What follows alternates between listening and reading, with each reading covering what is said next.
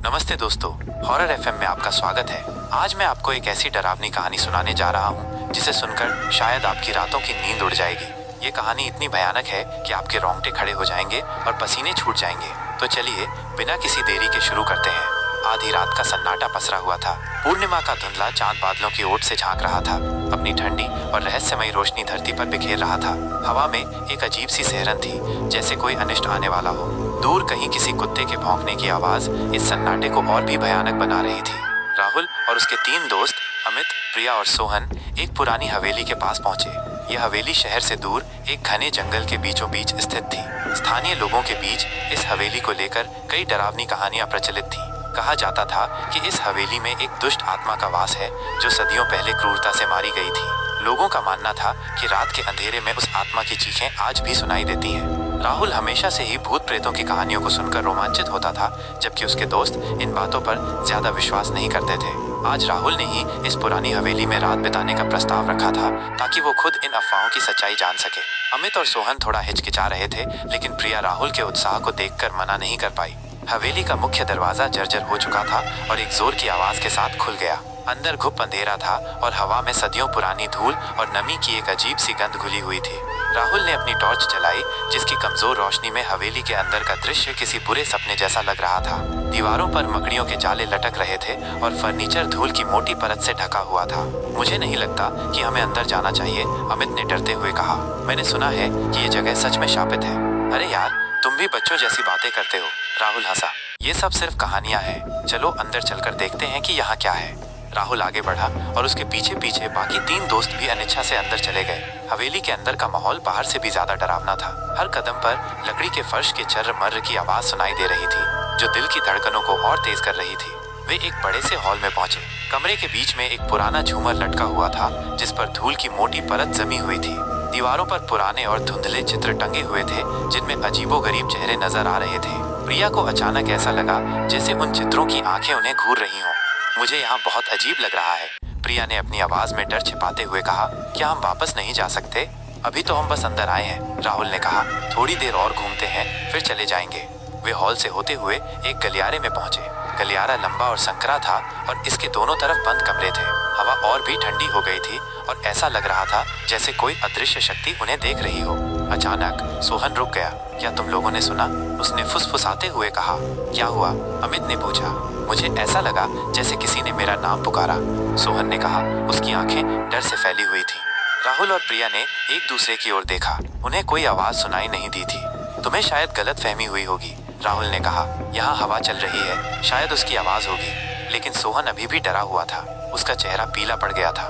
वे आगे बढ़े और एक कमरे के सामने रुके। दरवाजा थोड़ा सा खुला हुआ था। राहुल ने दरवाजे को धीरे से धक्का दिया और अंदर झांका। कमरे में एक पुरानी पियानो रखा हुआ था, जिसके कुछ कीबोर्ड टूटे हुए थे। कमरे में धूल और सन्नाटा पसरा हुआ था। तभी अचानक पियानो अपने आप बजने लगा। एक बेसुरी और दर्दनाक धुन हवा में गूंज उठी। चारों दोस्त डर से कांपने लगे।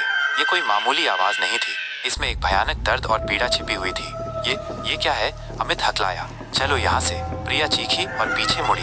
लेकिन तभी कमरों के दरवाजे अपने आप बंद होने लगे।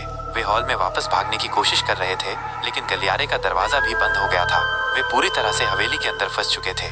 पियानो की आवाज और तेज होती जा रही थी, जैसे कोई अदृश्य शक्ति उस पर अपने भूतिया हाथों से प्रहार कर रही हो। हवा में ठंडक और बढ़ गई थी और अब उन्हें अपनी सांसें भी जमी हुई महसूस हो रही थी। अचानक हॉल के बीच में एक धुंधली सी आकृति उभरने लगी। धीरे धीरे वो आकृति एक औरत का रूप लेने लगी। उसकी आंखें खाली और भयानक थीं और उसका चेहरा पीड़ा और क्रोध से विकृत था। उसके शरीर पर पुराने घावों के निशान थे और उसके बाल बिखरे हुए थे। ये वही दुष्ट आत्मा थे जिसके बारे में स्थानीय लोग कहानियां सुनाते थे। तुम कौन हो? राहुल ने डरते हुए पूछा। उसकी आवाज मुश्किल से निकल रही थी। आत्मा ने कोई जवाब नहीं दिया। उसकी खाली आंखें राहुल और उसके दोस्तों को घूर रही थीं, जैसे उन्हें अपनी क्रूरता का शिकार बनाने के लिए चुन रही हो। तभी आत्मा ने एक भयानक चीख निकाली। यह चीख इतनी दर्दनाक और भयानक थी कि चारों दोस्तों के कान सुन्न हो गए। ऐसा लग रहा था जैसे किसी ने उनके दिलों को बर्फ के ठंडे हाथों से जकड़ लिया हो। आत्मा धीरे धीरे उनकी ओर बढ़ने लगी। उसके कदमों की कोई आवाज नहीं थी, लेकिन उसकी उपस्थिति ही कमरे में एक भयानक दबाव पैदा कर रही थी। अमित और सोहन डर के मारे पीछे हटते हुए एक दीवार से टकरा गए।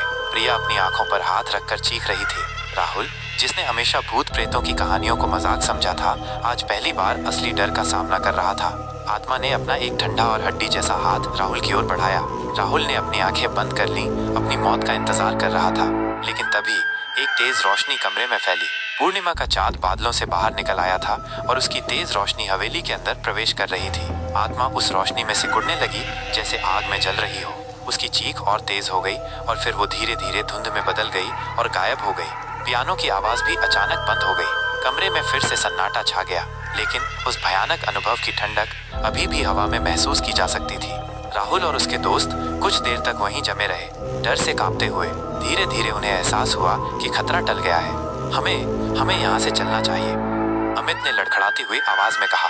बिना एक भी शब्द कहे चारों दोस्त उठे और हॉल से बाहर की ओर भागे। दरवाजे अब खुले हुए थे, जैसे किसी ने उन्हें जाने दिया हो। वे गलियारे से होते हुए मुख्य दरवाजे तक पहुंचे और फिर तेजी से हवेली से बाहर निकल गए।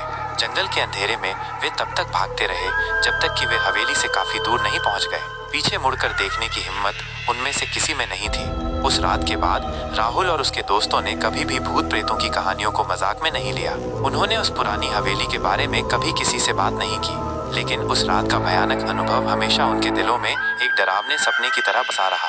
उन्हें हमेशा ये याद रहा कि कुछ चीजें ऐसी होती हैं जिन्हें कभी चुनौती नहीं देनी चाहिए। और उस हवेली में घने जंगल के बीचों बीच वो दुष्ट आत्मा आज भी भटकती है, अंधेरी रातों में अपनी दर्दनाक चीखों से उस जगह को और भी भयानक बनाती है। जो कोई भी उस हवेली के पास जाने की हिम्मत करता है, उसे उस रात का भयानक अनुभव जरूर याद आता होगा। तो दोस्तों, ये थी मेरी आज की डरावनी कहानी। उम्मीद है आपको ये कहानी पसंद आई होगी और इसने आपको थोड़ा जरूर डराया होगा। अगर आपको ये कहानी अच्छी लगी हो तो वीडियो को लाइक और शेयर जरूर करें और हमारे चैनल हॉरर एफएम को सब्सक्राइब करना न भूलें। अगली बार मैं आपके लिए एक और भी भयानक कहानी लेकर आऊंगा। तब तक के लिए अपना ख्याल रखिएगा और डरावनी रातों से बचकर रहिएगा। धन्यवाद।